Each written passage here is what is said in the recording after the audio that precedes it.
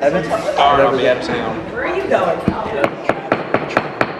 Good afternoon, everyone, and welcome to this workshop of the City Council of Fort Walton Beach, Florida. If you're here in the audience with us, if you could please mute your phone and then stand with us and join us if you're able for the Pledge of Allegiance. I pledge allegiance to the flag of the United States of America and to the republic for which it stands, one nation, under God, indivisible, with liberty and justice for all.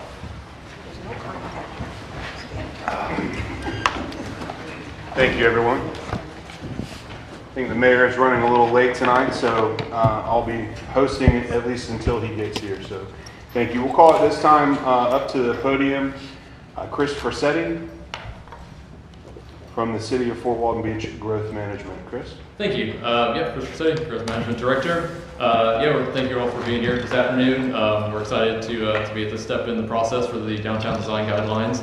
We do have a few members of our team from Kimley Horn here this afternoon. They've been in town for the last day or so, doing a lot of interviews, focus groups, and getting some additional public input and data as we move forward. So I'm going to turn it over to Allie, and she's going to go through a presentation, tell you about the kind of steps to date, get some feedback, some discussion, and then where we're going forward. Thank you. Good afternoon. Thanks so much, Chris. And thank you all for joining us a little early today for this quick update and presentation on the design guidelines. All right, let's see here.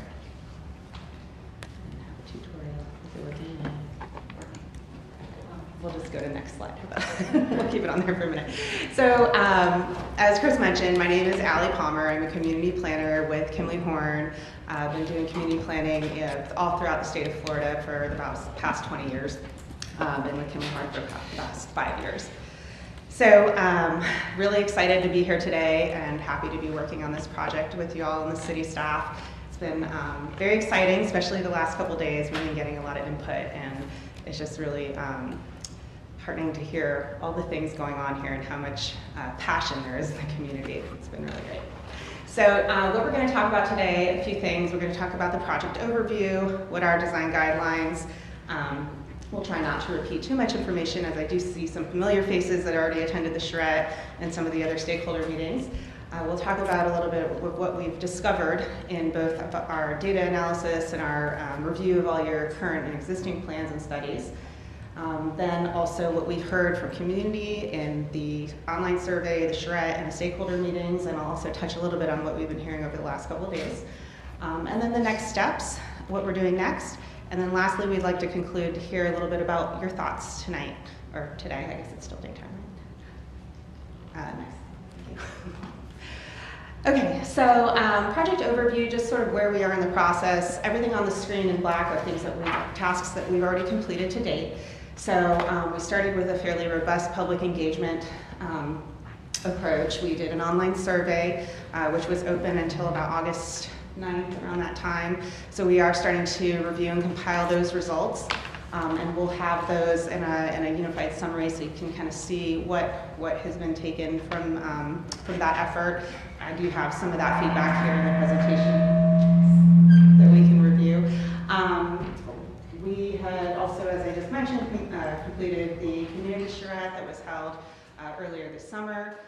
We held our first stakeholders meeting last month, and then we did the focus groups stakeholder interviews over the last 24 hours. Actually, we started yesterday, and we had a few this morning and this afternoon as well.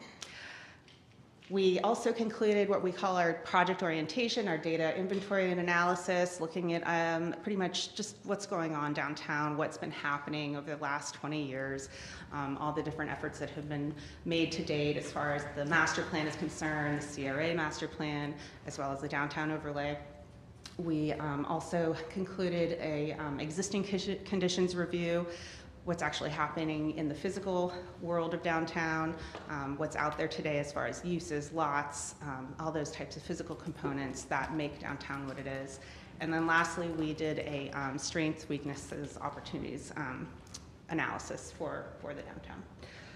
Next up, the next task really after today kind of concludes our public outreach, our engagement portion of the project for now anyways. And so next up we'll really be getting into some of the design guideline recommendations. We're going to start making some recommendations to the city, to staff, and we're going to come back with those recommendations and meet with the stakeholders again, probably around October if everything goes in line as far as schedule is concerned.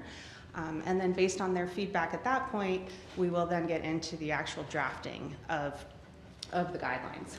And then we hope to move on to coming back to you all and looking at those guidelines together once again and ending up with adoption. Next slide.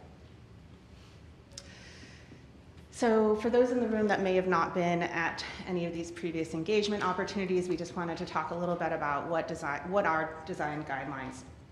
And we just have a little bit of a summary here on the screen before you. Principles that create a distinct identity, a sense of place for a very defined area, in this case, downtown Fort Walton Beach. And once we identify those things that make this place, downtown Fort Walton Beach, we hope that it's going to support property owners, business owners that are there today, and of course in the future. That's really the big vision, the big goal for these design guidelines. So why use these design guidelines? Well, we hope to improve the visitor experience coming downtown. We want to, of course, maintain the existing businesses that are downtown while also attracting new businesses and investment. We also want to make sure that we are better connecting residents to downtown. We heard a lot about that today, which I'll talk about a little bit later. And then lastly, want to emphasize and preserve the history of Fort Walton Beach, where a lot of it started, which happened to be downtown, as I know you all know that. Next slide. So what types of things can design guidelines include?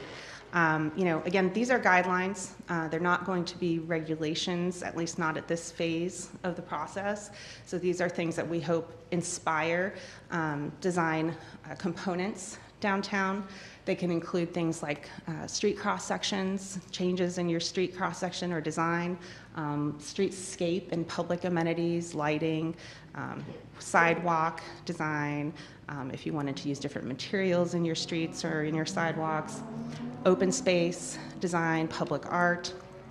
It can also include things like pedestrian and non-vehicular activity modes like golf carts, for instance, or bicycles, ways to integrate those better into your downtown for people to travel through and around the downtown area. Architectural style options and inspirations, so very often we'll include pattern books with different types of architectural styles that are historically true to that particular place, as again, just a guide for folks that want to come in and may want to do architectural improvements to their building, not necessarily mandated, but more for an inspirational purpose. We also look at doing elements of building orientation, lot and building scale, access to the lots, where it might be best to show that pedestrian access versus vehicular access, and then along with that, location of parking, which I know is something that continues to come up in our outreach efforts in this process. And lastly, looking at use, making sure that there's uses that are going to activate downtown, and you have quite a bit of that already, but just making sure that that continues and maintaining those active uses, especially on that ground level and the storefront areas. So just to kind of bring us into, from a geographical perspective, up on the screen is obviously the outline of the CRA boundary, which I'm sure you're all very familiar with. Next slide. And then we sort of zoom in to the downtown design overlay district. So there was a few questions, where are these design guidelines going, what are they going to be for? Well, as of right now, the guidelines we are looking at the land area within the downtown design overlay district, which is, as you know, just one district of the CRA. It's not for the entire CRA boundary. So as I mentioned, we also started looking at the built environment, how downtown looks today, and just kind of made some very, general observations that I'm sure, living and working here, you all know, but us coming into a community, we always want to make sure that we understand everything that's happening on the ground. Some of those observations, obviously you have a culmination of many small parcels, many parcels and many owners, right? So we're not coming into a community where there's a blank slate of 1,000 acres. This is a historic area where things have happened over a long period of time. And so that's quite common in this scenario in a downtown Main Street environment. There's a lot of historic structures, as I mentioned. Obviously, this has been a downtown that has come to be over a long period of time. So of course, we're going to see that. The location of structures, it is nice to see that most structures are very close to the street and provide that pedestrian access. So that was definitely something we noticed.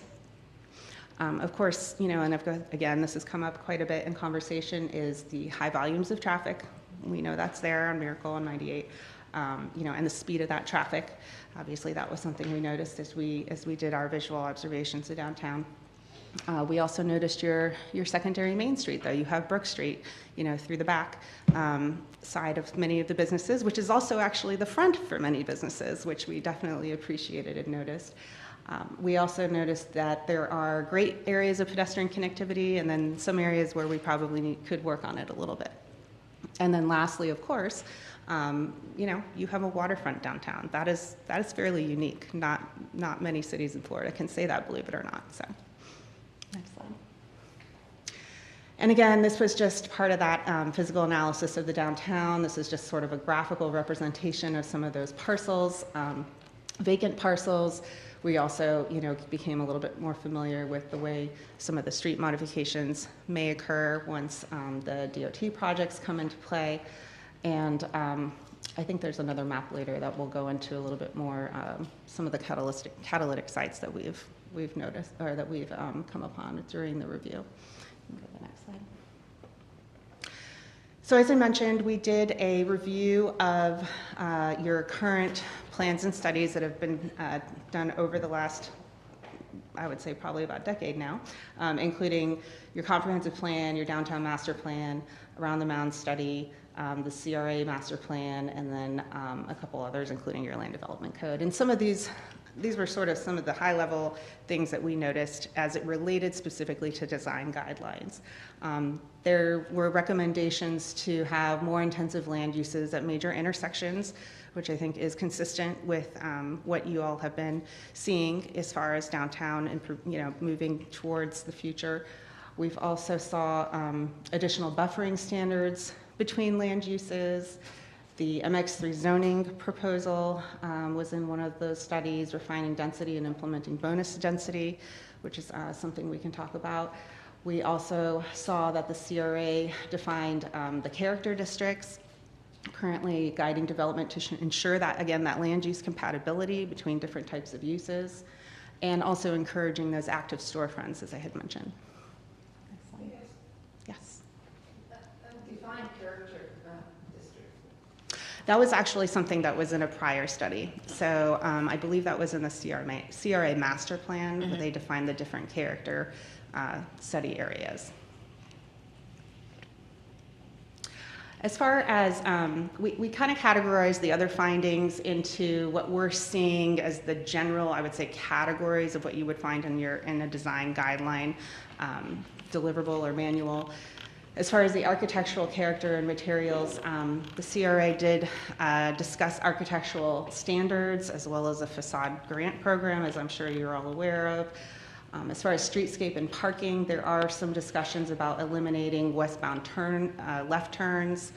Also, of course, right-of-way acquisition to kind of create some of these complete street ideas that we know would be helpful, I think, along 98. As far as parks, plazas, and public space, there wasn't a whole lot of discussion about design in public spaces, but nor was there discussion about really access to the waterfront, even though we know that you all are doing those things. So we just want to make sure that we're incorporating the things that not necessarily are in the plans, but that we know that there are plans for. And then lastly, site furnishings, lighting, signage, and public art. Again, just not really well defined in a lot of the past studies. So again, just these things we want to start focusing on as we move forward in this task with the design guidelines, and things that we want you all to start thinking about what's going to be important for the downtown as far as these types of guidelines are concerned. So next, we're just going to give a little bit of an update on the community engagement that we've completed so far. As I mentioned, we had the community charrette back on June 20th. I know a few of you were there, and again, thank you so much for being involved and attending that. We had about 70 attendees. It was a bit crunched in that room, but we made it work, I think. There was a lot of input. You know, obviously with that size of an event, it's difficult to hear from everybody, but I think we did get quite a bit of feedback, and in multiple types of ways too, which is always helpful. And I think our next slide goes into some of that input, yeah. So as far as the specific input that we heard during that event, we got a lot of feedback on streets and roadways, also on parks and public space, buildings and architecture, as well as the Main Street character. And I'm not going to go through all of these things. I believe this list was included in your package, so if you want to talk about any of those specific items today, we can do that later in the presentation. One of the other things that we did as part of the charrette was a visual preference survey, and so essentially it is what it is. It sounds as we showed photographs and kind of asked, you know, as far as your visual preference, what would you prefer? So this just goes through a few of those. The photos on the left were the top choices, and the photos on the right were the lowest ranked choices. And so these were the images that were shown for the parks and open space, with, again, just the left picture being the top selection. This is the street and roadways selection. Again, the left photo being the top, the right being the last. Then we had the Main Street visual preference with the left photo being the top of the preference, and the right being the last. And then lastly, we had the buildings and architecture visual preference, which again kind of just reinforces many of the other images, as I'm sure you can tell.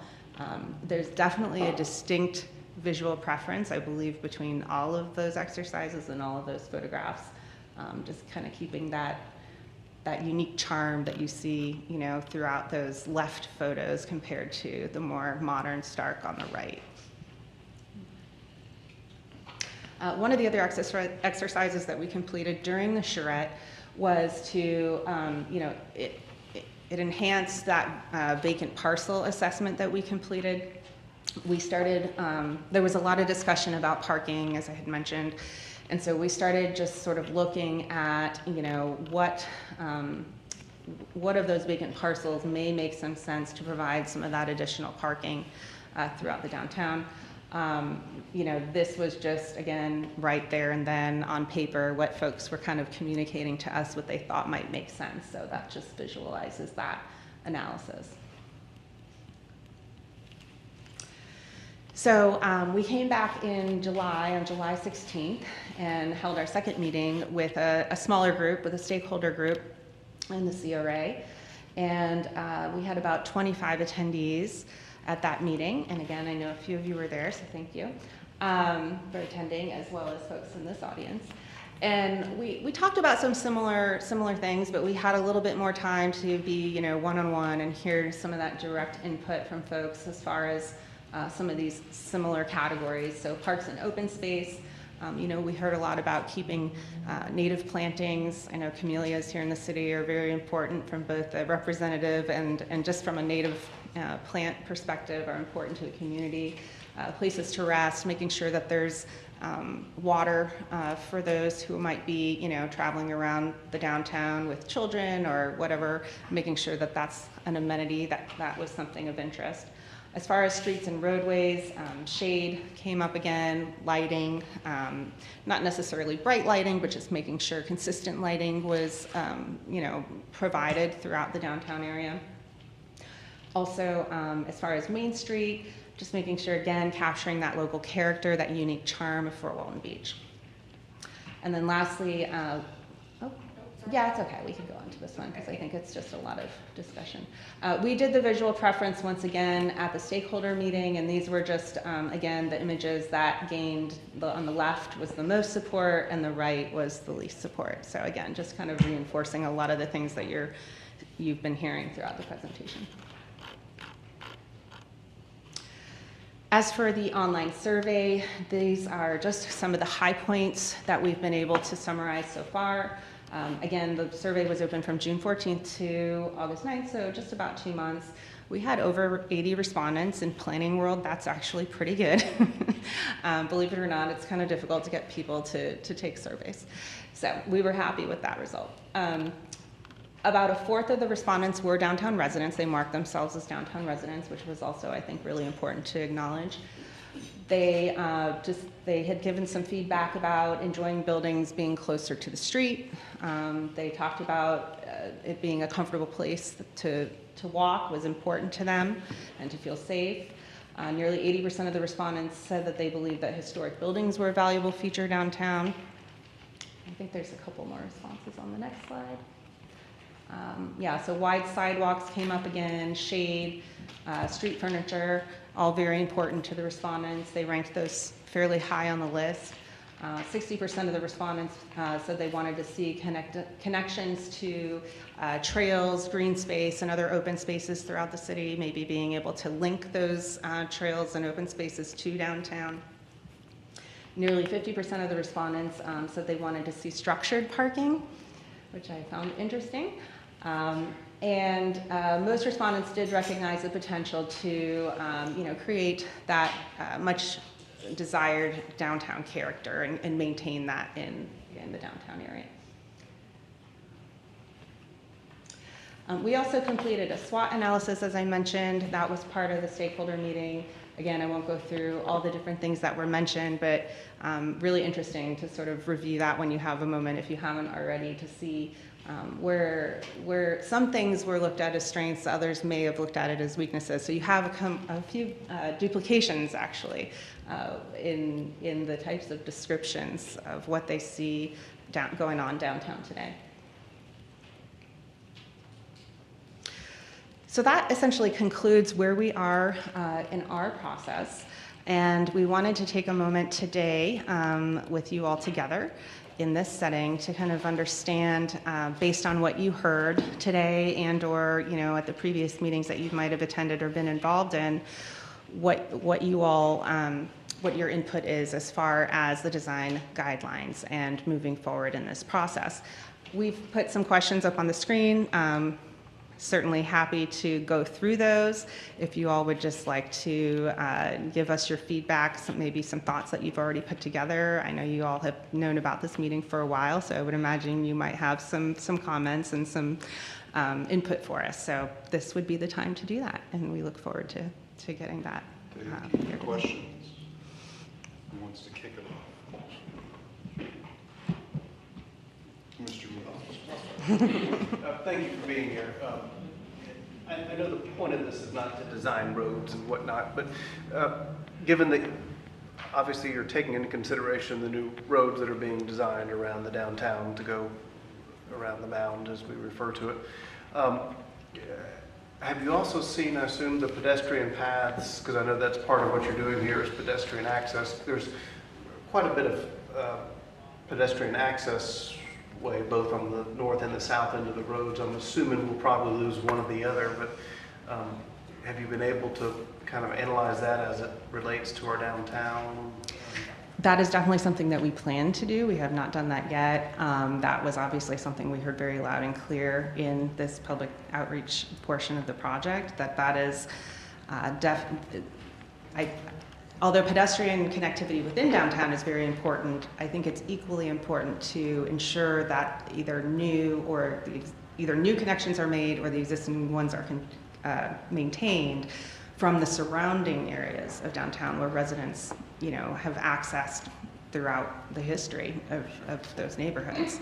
And so that's definitely something that we're going to be looking at as part of this process. for example, there's are you familiar with Beale Parkway is, how that Yep. intersects with Highway 98? There's a number of hotels there now, and so frequently during the evenings, there'll be people walking from those hotels to the downtown to eat and enjoy the area and whatnot. So hopefully, all the, I think they're 10 or 12 foot wide pedestrian areas, but hopefully that gets integrated into your thoughts with connecting. Absolutely. That's a great point. And that came up quite often into our discussions in the last couple of days, actually. Well, good. Well, we're real excited, so thank you. Mr. Schmidt.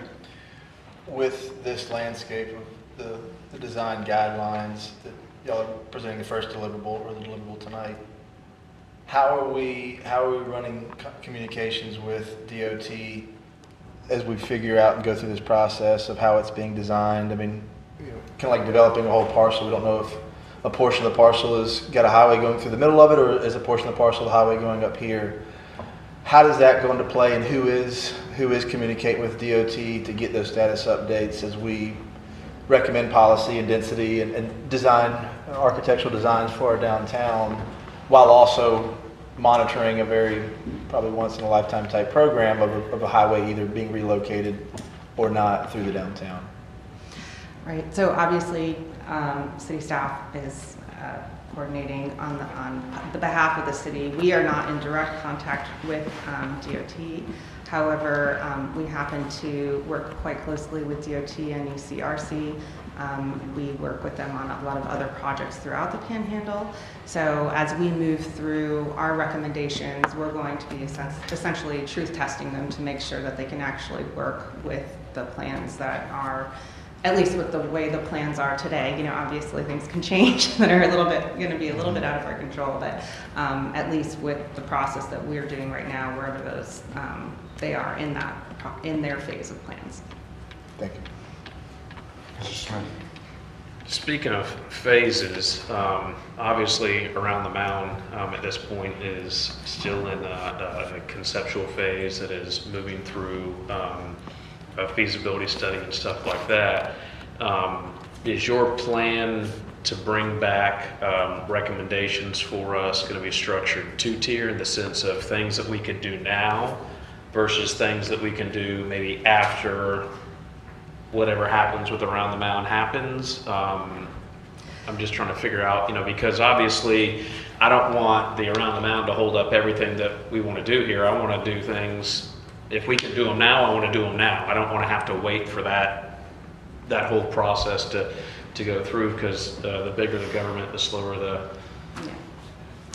government is. So yeah, that came up a lot as well during discussions. Obviously, I think it's on the forefront of everybody's minds is timing and how this is all going to work. The nice thing about design guidelines is that it's not a plan, right? So these are going to be elements that you can bring into a streetscape plan today or in 10 years from now. So they are essentially they're going to be applications that you can add to whatever that final plan is going to be.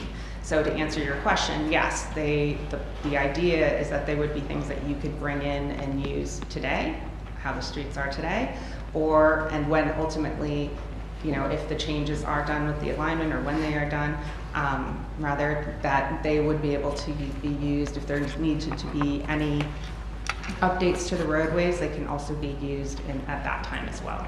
So again, the deliverable is not going to be a roadway design. They're going to be guidelines and applications that can be utilized. So in other words, with a roadway cross section, there are going to be elements that we are going to propose that we think will be helpful for, possibly providing better accessibility for residents, crosswalks, materials in the roadway, possibly wider sidewalks, whatever those elements may be. But again, they should all be things that could be applied now or later, is the idea. So the recommendations are going to be more of a general recommendation versus a specific recommendation? Right, because the idea is that they can be, you know, we want you all to be able to use them over the next 20 years. So, you know, we're planning, this is for your planning horizons, you know, and so we want those elements to be able to be used for something that came in the door tomorrow or in 10 years from now. And it's not going to be a specific plan for a specific lot or a specific road. Mr. Mayor.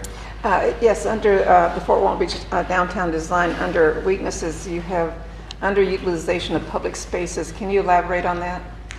Which one was that? Underutilization? Underutilization of public spaces. Okay, so that was one of the, that actually came from that second, or that's the second meeting, the stakeholder meeting.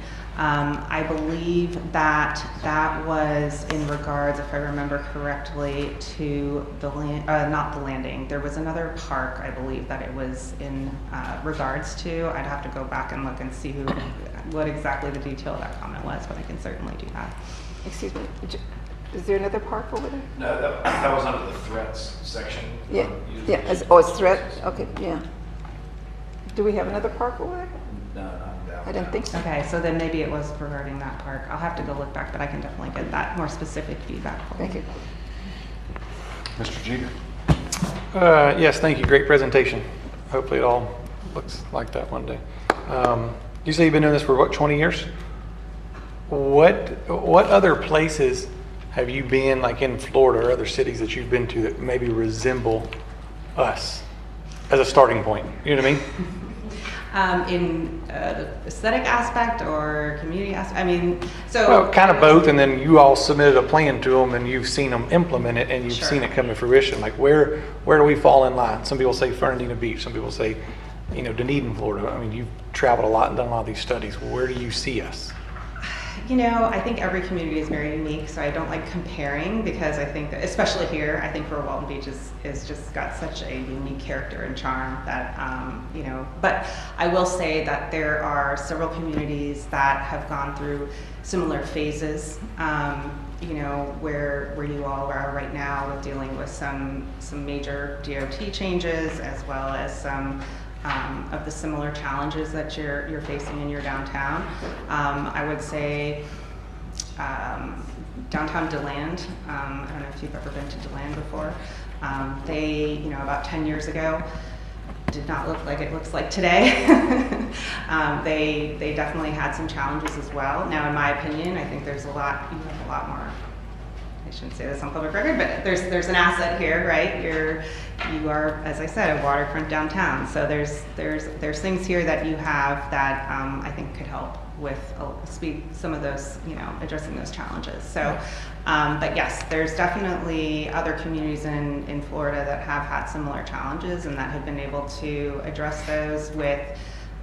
We were talking today about sort of like lower hanging fruit versus more long-term goals, you know, that happen over probably the next decade, but definitely things that you can address. And that's what I'd love to see in an example. So if you don't have any tonight, like DeLand, or if you know of any other places, email them and share us. I'd like to see and look it up and do some research. Kind of like Councilman Smith said, what can we be doing now? What did DeLand do immediately that made an impact? And then what took them 10 years, whether they're waiting on a road or not, so that we know that. And then to piggyback off Councilmember Mead, yes, people are coming from this way too, but we're also getting ready to have a new bridge that we all know about, and it's got a pedestrian path, and they've started working on the bike path. So I think there's a wave of people coming, whether they're on bikes or they're already here on golf carts. There's another wave coming that we need to be ready and prepared for. Absolutely, and I'm happy to share those with you. Obviously, I wasn't prepared with that particular response Yeah. tonight. I mean, I want to go see them. I want to go visit them myself and see them. So. I can speak to it. Yeah, you know. Since we're in the sunshine, DeLand, one thing that helped them is they had a highway, you know, some major roadways kind of bring a lot of the traffic out of the downtown. But that may be what connects us, is if the Around the Mound comes, that might, I don't know, but that helped their connectivity to downtown as well. So, you know, I know that the Around the Mound is going to help us, but I'm hopeful that the new plans will help our local residents to get to the downtown even when the streets are busy. Because that's one problem we have here is during the peak days or evenings, you know, we can't, get to downtown because it's a parking lot on Highway 98. But the community has a lot of festivals down there. They have a lot of engagement. Friday nights, Saturday nights, there's usually some sort of a theme going on, and a lot of local restaurants, a lot of activity. It's a real place to be. It's worth stopping through. Nice. I'll fire one at you as well. I'm interested in the vacant parcel situation. You know, you had a lot of meetings with a lot of involved people, stakeholders included. Were any of the stakeholders that own vacant parcels present for any of these meetings? And if so, were they enthusiastic or willing to explore new ideas that maybe have caused them, you know, in the past they've thought, well, I'm just going to sit on this piece of property, or I'm not going to develop it, or I'm, you know, going to keep it the same thing that it is now. Something like this can often spur on some change with people. I'm just interested if any of those stakeholders were present in these meetings, and if you've got any positive feedback along that direction. Yes, there definitely were quite a few property owners that we've been meeting with. They seem to be very encouraged and excited about you know, what can happen as part of these design guidelines, and they're excited, I think, to see how it will impact public infrastructure. I think that's going to be something that they want to understand, and how that can benefit, you know, and essentially, like you had just mentioned, sort of rolling into that excitement of their own redevelopment of their private property is what it sounds like. Okay, and then a follow-up to that, you did have another slide here that lists potential structured parking. And you did mention during your presentation as well that that was something that you were kind of surprised to hear that so many respondents to the online survey said that they were in favor of. You identified several pieces or parcels here on this map for that. Is that something that you think is feasible from a public standpoint or more of a private thing? We don't know yet. That's yet to be seen. That those parcels were identified as part of the charrette exercise, so we haven't, we have not gone in to actually see what the suitability of those sites are for something like that. I said I was surprised just because, you know, in a community where there aren't existing structured parking, it's actually encouraging to hear that that's something that would be accepted here. Overall, because that's not always the case, and so I think that it's a positive to hear that you know, there's an observed constraint in that concern with that issue, and that there's open-mindedness on how those things could be addressed. So, Thank you. Anyone else? Mr. Smith? I can maybe answer some of those questions you asked, as somebody's family that owns quite a few vacant pieces of property down there. Yeah, I wasn't trying to point at anybody. You know, I think with this around the Mound deal happening, you know, there'll probably be quite a few people in standstill mode to figure out what the eminent domain is going to be on there, about how much property they're going to have left, and what they may or may not be able to do with it after that. And you know, so I think that there's probably some people that are willing to potentially develop if that thing happens, and you can start seeing people come down there. You know, because you can kind of see on the news here lately, it's a little tough to do business downtown sometimes. You know, it's there's a lot of money you have to invest, and to get it back, it's a lot harder on a vacant piece of property than it is on an existing piece of property that's already got a building on it. You know, as it relates to a parking garage, I intimately can tell you that private-wise, feasibility is not there. When we initially bought our piece of property down there, the city tried to get us to build a parking garage down there. When you see how much those things cost, and then on top of that, the flow of people that are coming downtown and charging for parking and trying to get it back at $5 at a time or $10 at a time, I think my great grandkids would be dead before you could get return on investment on that. You know, so I kind of think that this around the Mound thing is going to have probably more than more than probably going to have to happen first before you see a lot of those vacant pieces be developed. That's just my opinion. But the existing pieces that we have down there that already do have buildings on there, I think it's a lot more feasible that you can get redevelopment on those facilities for, kind of a more of an immediate impact with things that we can do based off of, what they're going to recommend here. So we got a lot of potential coming. It's just one of those things that's hurry up and wait. Because just from a business aspect, the dollars to cents right now, I think for the undeveloped parcels, kind of the math isn't maybe necessarily there yet for the amount of people that you got. And, I guess depending on who you ask, it's the chicken or the egg, which comes first. Do you go invest that money and hope that you're going to get it back, and somebody's going to come in and you're going to bring people to downtown, or do you start waiting until people start actually going downtown and then develop because that there's a customer base there already? So I'd imagine that depending on what business person you talk to, they probably got different opinions on that. Mr. Schmidt? And a lot of that economy has to do with traffic management, the parking lot that's on Highway 98 during certain times of the year. But I don't know how much y'all did in this deliverable, but with one of the opportunities being traffic calming, were there some different concepts that y'all look through to recommend? Or again, is this deliverable way too early for some of those type of traffic calming opportunities? We definitely discussed a lot of that through the stakeholder meetings and the interviews that we conducted over the last couple of days. And we definitely have some great ideas that we now kind of have to go and see if that actually works, right, or will work. But that traffic calming, as far as we talked a lot about complete street components, road diets came up, from some. And so, landscaping, larger sidewalks, chicanes, things of that nature, crosswalks, pavers and roadways, all of those elements definitely came up. So, and I don't know I can't tell you right now what the best fit may be. And I think it's also going to be different on different, roadways within the downtown as well. So it's really, I think, going to be based on a hierarchy. When it comes down to it, but that's definitely going to be part of our recommendations once we explore those options. Yeah.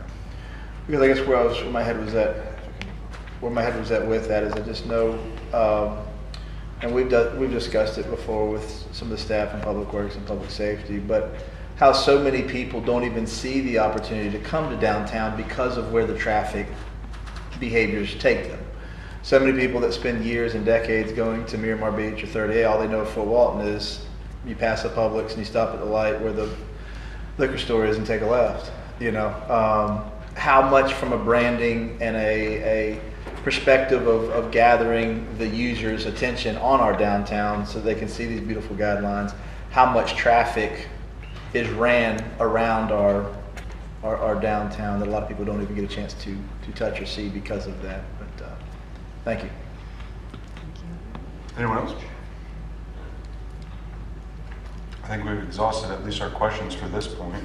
But again, I think everyone's mentioned it. Maybe I didn't, but a wonderful presentation. I'm very excited to see the next steps and phases of this.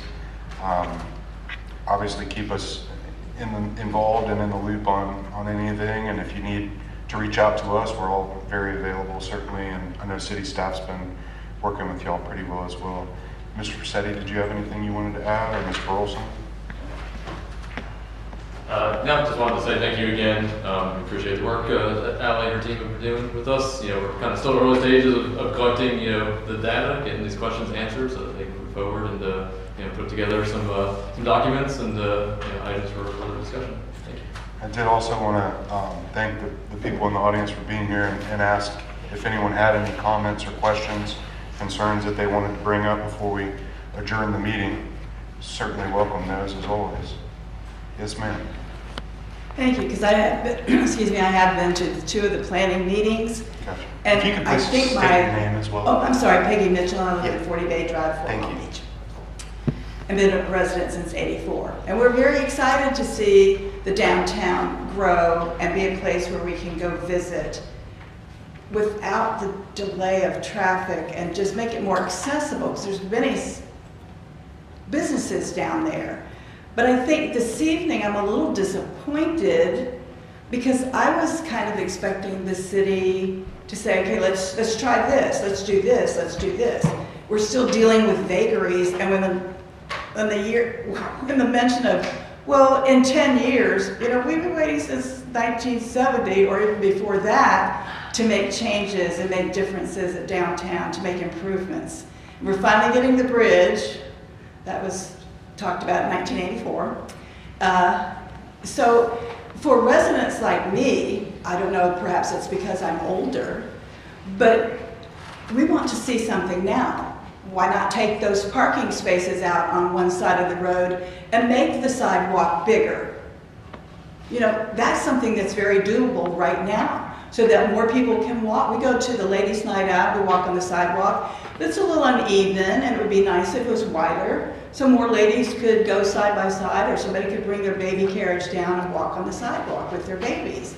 That's a doable thing right now. And I think that's what a little frustrating as a citizen. We want to do something. We don't want to wait 10 years. We don't want to wait 20 years. We don't want to necessarily have to wait for Around the Mound. It's going to be an asset, obviously. But what can we do right now? I mean, the landing is going to be a beautiful place. But how do you get people to get down there, and where are they going to park? No. Sam says she never has problem parking.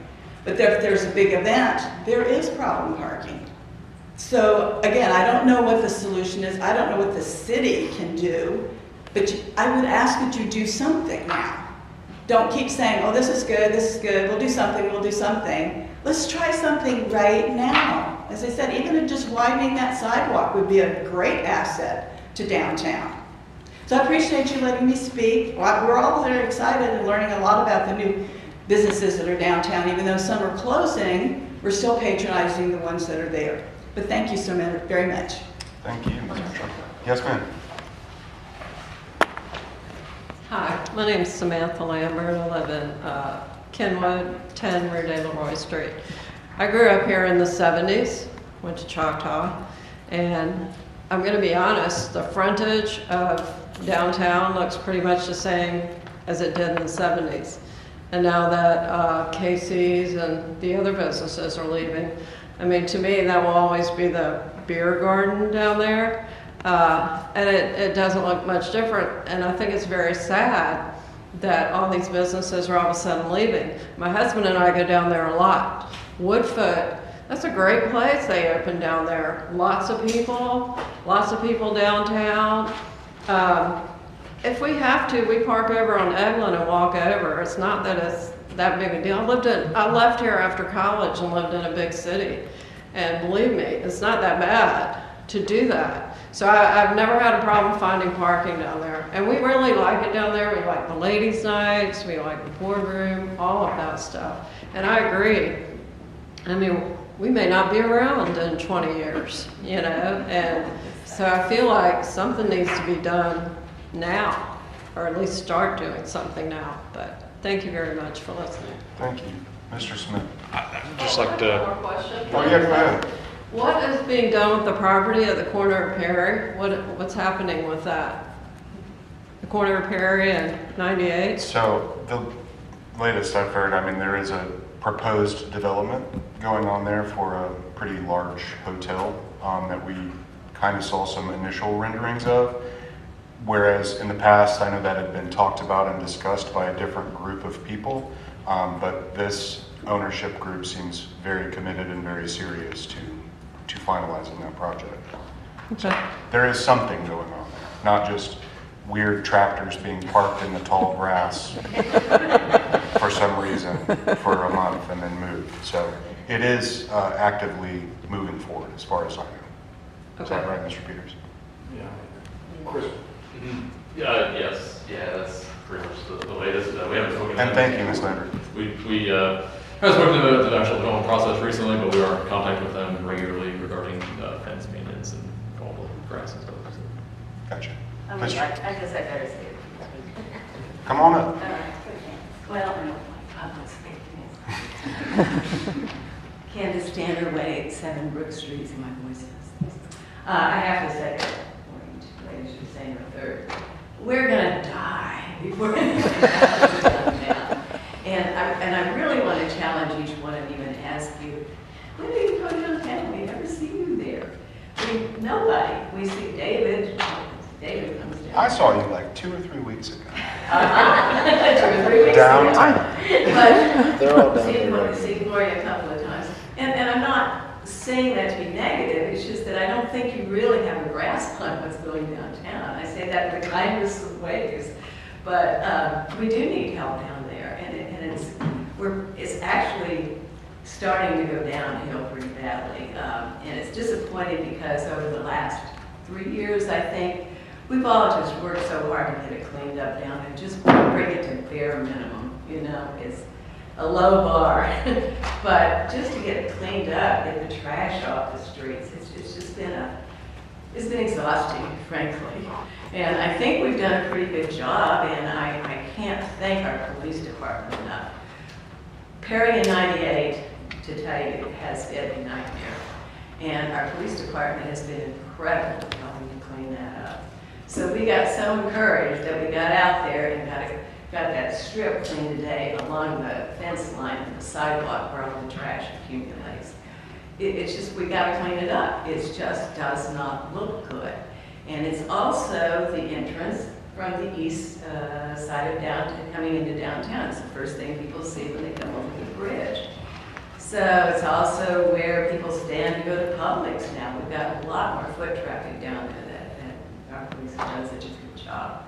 We've got more foot traffic. We've got people standing there to go across at the traffic lights, 2 of them there. We need help. And I appreciate, you know, we try to have good, clear communication. And I can't thank Jeff enough for always being around to help us. And, you know, it's kind of embarrassing to always have to go and work our way up. And we get good help from Bryce, get good help from David. And I guess we're frustrated a little bit because we hear these kind of presentations and we think, oh no, how many times do we have to go through this before we actually have something happen? And if you could just help us get to a place where that we're attractive down there. We've done all this work with cleaning up now, working on the panhandling situation, but now we need beautification. It's ugly down there, frankly, and it's kind of embarrassing to me when my friends come down and I'm all proud because of everything that we've done, and they're like, well, you know, try again. But thank you. I'm sorry I didn't get so gushy about this, but it really is something that we work on all the time. And it would be better, I think, if you all understood really what was happening. Thank you. Mr. Smith. Yeah, I would just like to clarify a couple of things. The first thing is the process that we're at now is you know, she's gathering, you know, the data she needs to be able to make her recommendations. So we haven't gotten recommendations from them yet. I will tell you this. I know, because I've lived here my whole life, that I've heard the same thing you've heard my whole life. This is going to happen, that's going to happen, this is going to happen, and not much happens.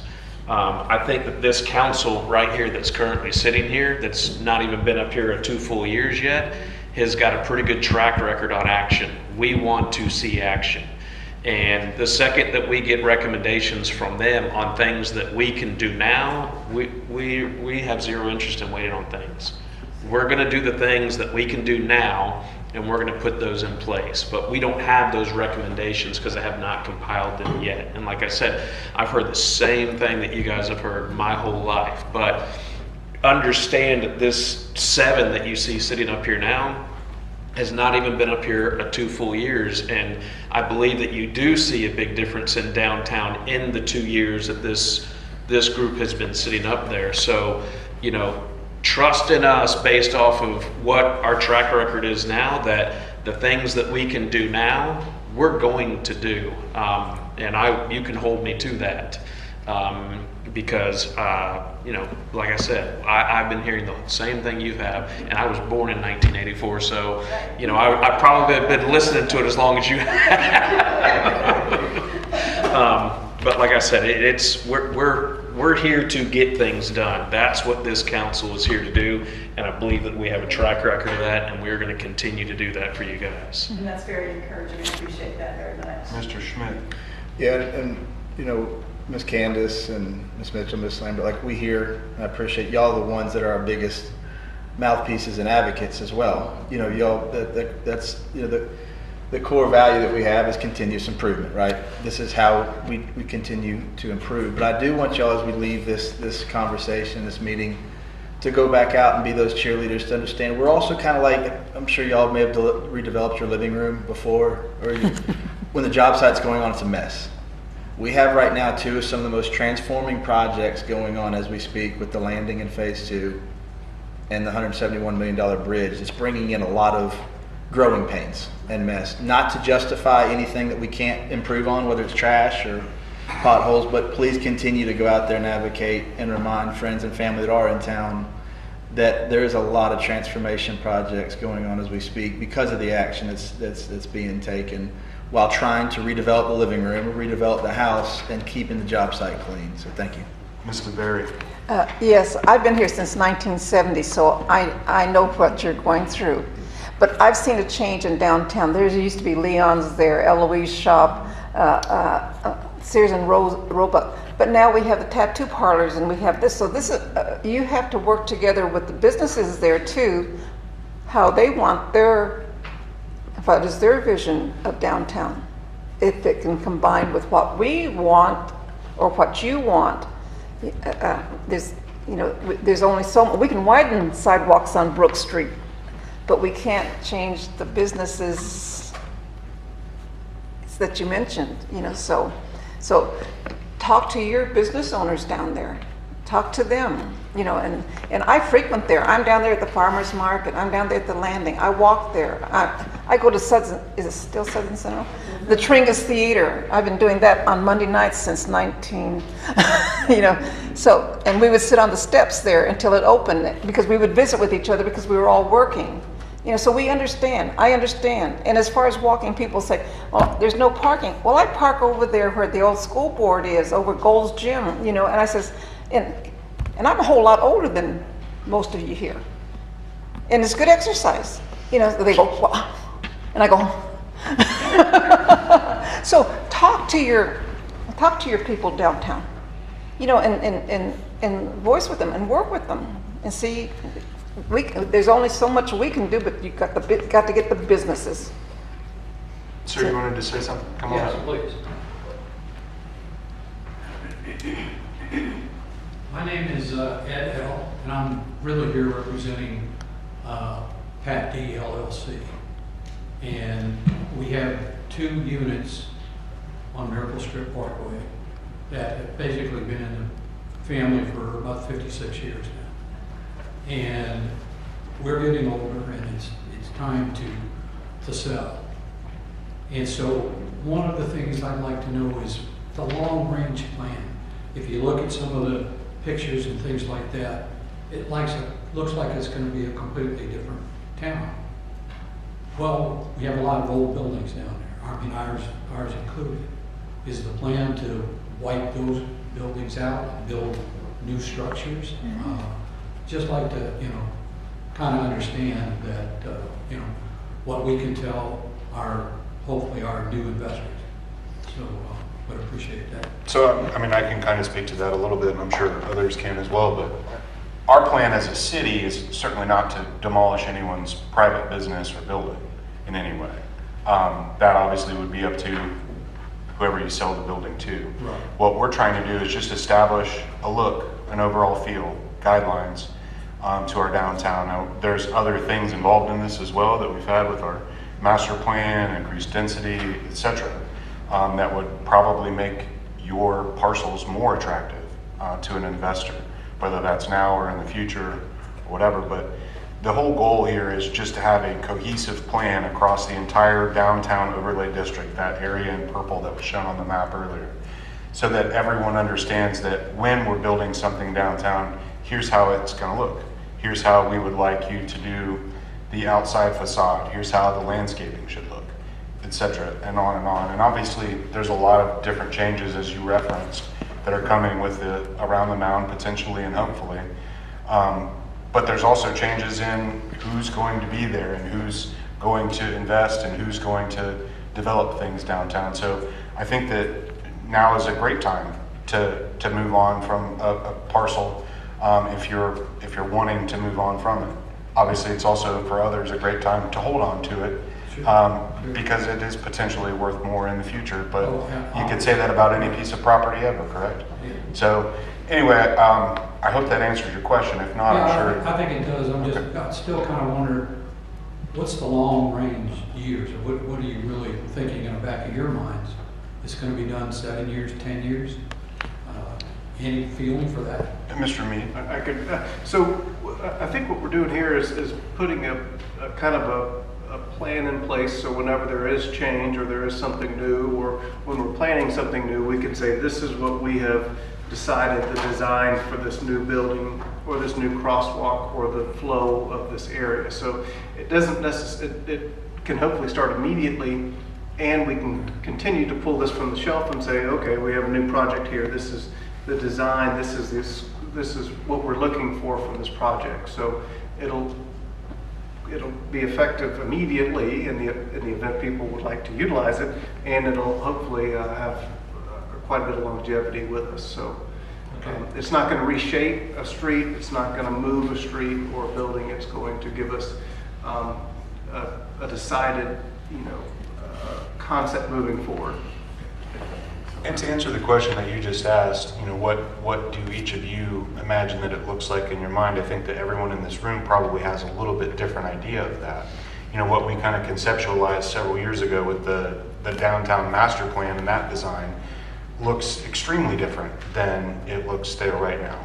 However, that's all dependent on investment and the private marketplace and people coming in and saying, hey, I do see the value of this. What we're trying to do with this is just enhance that value and enhance that attractiveness so that people who do want to invest in downtown feel like, hey, there is a cohesive, comprehensive plan for this area, so that if I do spend my money here and I do choose to make a business here or a townhome or whatever it may be, that I can see my investment paying off because these people, this city, this area does have a plan. Thank you. Ms. DeBerry? Yeah, Jeff, could you expand on the parking lot of the family that has next to the parking lot that we have there? Yeah, we'll actually we're bringing that forward on the 10th of September. You're talking about right next to the landing? Yes. Yeah, we'll bring that forward on the 10th, a lease agreement to discuss on that one. So yeah, that would just be bringing more parking downtown, which would tie into the landing. Right next to the original parking lot that we have there now. Where's that new pizza place? Right across from Woodfoot. Yeah. Mr. Schmidt? Yeah, just to kind of land this plane and kind of give some clarity to staff, what I hear, whether it's from Councilmember Smith or others, talking about when can we execute some of this stuff. Whenever we do bring this information, I know we're not taking any action tonight, no motions or anything like that, but whenever this is brought back to council or to do different things, it'd be neat to have some type of phase one, some things we can do, immediately, 0 to 5 years, and then some things that are out of our control because the bridge is going to be constructed over the next, and then with the Around the Mound program, that kind of being more long range. But a lot of things on the SWOT analysis, whether it's the lighting, some things that we're working closely on, that I'm sure we'll get some more updates at our next CRA meeting and some proposals, and those kind of things are already kind of in motion underneath a phase one type of improvement. But when it comes time to bringing some of these recommendations back to get funding or to get feedback from council, it would be neat to see it phased out. That's all I got to say. Thank you. Appreciate that. Final thoughts? We'll just go down the line. Mr. Smith, any final thoughts? No. Okay. Mr. Mead? Yes, many years ago when I was running for city council the first time, a former council member brought me to his house, I think he was a council member either way, and showed me these master plans from the 70s, I think they were. And then he said, go to the filing cabinets and look at some that we did in the 80s. And they all look similar to what we have now. But I think the difference is now we're finally executing on those plans. It's taken, I don't know how long it's taken to get here with the new bridge. They tried to do it a decade or so ago, and we couldn't come together as a community. We are now. We've got the new bridge coming in now. We've got some other rerouting working, and then although we're probably 5 or maybe more years away from Around the Mounds, we've at least got the state, and we're high on their list for Around the Mounds. So I like to think, I'm not disagreeing with you or agreeing with you that it's taken a long time, but I like to think that we've got the momentum and we're continuing to push. I love the idea of wider walkways. That's one of the things that bothered me when my children were young, was I was really nervous walking down Highway 98. And so if we do have more parking coming down the line, maybe there's at least a section maybe that we could make some wider sidewalks. And that's what the public wants to hear. I know a couple of people, I told them I was coming to this meeting and said, well, are they going to do anything? Well, I'm hoping that's what they're going to say. So that really is refreshing to hear, and I'll be sure to pass the word on. David said as well, Mr. Smith said as well. Thank you for the input, and thank you for the great presentation. Thank you, Mr. Mead. I've been to that same house and seen those same plans. Those meetings are usually 3 hours. Mr. Jeter. Yes, great presentation. Love everything you guys had to say. Love the energy, love the enthusiasm. I wish we could get it all done tomorrow. And like Councilman Smith said, we are certainly working as hard as we can to get it done. We do go downtown. I was just at Ollie's on Friday. I didn't see you there, Miss Candace, but I was there. But there's definitely a lot of pieces, and I'm with Councilmember Mead too. We have some big momentum, whether it's the bridge or whether it's Around the Mound if it happens, but just the bridge in general is going to be bringing more people over here. And to answer timeline questions, you get a Quentin Studer like Pensacola come over here, it could be done in a year. But we can only make guidelines and try to encourage people to do stuff. It takes a developer with the funding to go do any of these things we want to have happen. So, but we will get there. I'm confident we will get there. It's coming.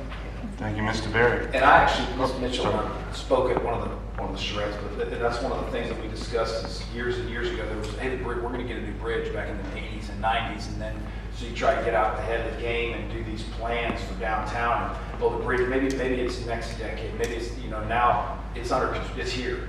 So I think it's a little bit more reality of things going to happen because the bridge is in place and it's not a pipe dream. It's here, as we all know. So I think the time now is a little bit different than it was in the 80s and 90s. Mr. Berry. Yeah, like I said, I've been here since 70. The Suds Cinema used to be the Tringa Theater. I think it was built in 1946. So, and look what they've done with that. And they're surviving. It's under new ownership now. The three Choctaw boys are no longer running it, but someone else is. And then do we still have the facade grants available? Yeah, through the city. We have. For facade, meaning the outside, you talk to your business people there. They can look into using the grants that the city's offering to spruce up the outside of their businesses. So we need your help too, not just here, but we need you down there, to help us get what you want too. Okay, hang in there with us. Okay, thank you. Thank you, ma'am. And I would add this as well. I'm very proud of the job that the city has done, but also the private industry downtown. There are new investors and there are new people and new businesses that are going in downtown. And while we can certainly all say, oh, it really stinks that the KC's group and those 3 restaurants are gone, that's not because people didn't go there. And it's not because of tough economic conditions, and it's not because of any of those factors. It's a private business that chose not to be in business anymore. That happens, and there's nothing a city can or should do about that. However, it's a new opportunity, and with new opportunity comes new things and new investments and new people and new fun and great ideas. And I think that we're on the track for that. I kind of bristle at the notion when I hear that it's not changed at all since 1980. While some of the buildings are the same, certainly, there are plenty of new buildings and plenty of investment and plenty of great people that are involved downtown right now. And they want this. They want to see these changes and these improvements. I do, however, strongly agree. I would love to see some changes right away as well. The wider walkways and sidewalks is a fantastic thing. I'm sure that Mr. Frasetti and Mr. Payne and Mr. Peters would tell us, hey, that's a state road, and now we're messing with all of those things. And as Mr. Smith said earlier, the bigger the government, the slower the government. But that is something that we can certainly get moving in that direction. So there are things that we can do, and I as well look forward to seeing the final findings and discovery of this, so that we can get all that together and then take some immediate action on some things that we can change to make it better right away. But I think it's important that we recognize that there are people downtown that are trying to make it nice and better. And there are people downtown, like Ms. Tanner, who will walk around and pick up trash from the corners. Like how awesome is that? You know, I always try to be the guy in the park. You know, when I take my kids to the park, I see a can or a bottle or a candy wrapper on the ground, I pick it up. And if I see someone else there, I'll always kind of make eye contact with them. Because I'm trying to encourage that behavior from everyone else. So that's the kind of encouraging, positive behavior that we need in the community, whether it's at the park picking up trash, whether it's at the corner of Perry and 98 not soliciting, but instead doing something good for our community. So a lot of positive momentum, I think, and we're moving in the right direction. It's just we got to keep on it, and we got to have some immediate action. And I think, as Mr. Smith said earlier, this council, above all the others I've been on, certainly, is really willing to take action on things right away. So I'm heartened by this meeting. I really do appreciate it. We have another meeting at 6 o'clock. I thank everyone for being here this evening. We will adjourn.